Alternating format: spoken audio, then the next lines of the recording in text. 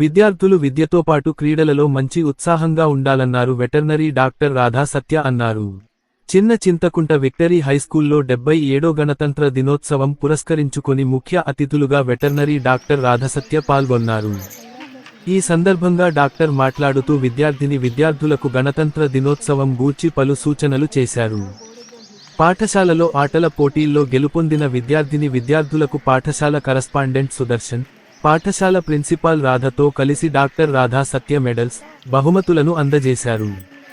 అంతకుముందు వివిధ జాతీయ నాయకుల వేషధారణలో ఉన్న విద్యార్థులను అభినందించారు. ఈ కార్యక్రమంలో పాఠశాల ఉపాధ్యాయులతో పాటు రాజకీయ నాయకులు పాల్గొన్నారు.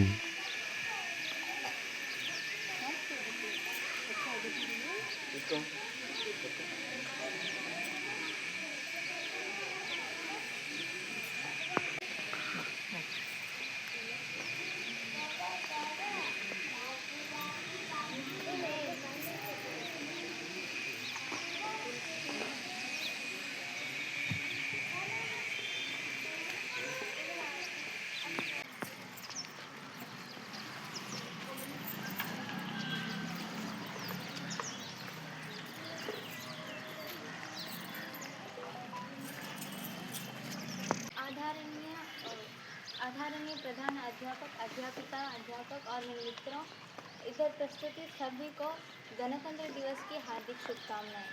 आज हम यहाँ 77वां गणतंत्र दिवस मनाने के लिए इकट्ठा हुए हैं। गणतंत्र दिवस हमें ये याद दिलाता है कि हम सब भारतीय हैं और हमें अपने संविधान का सम्मान करना चाहिए।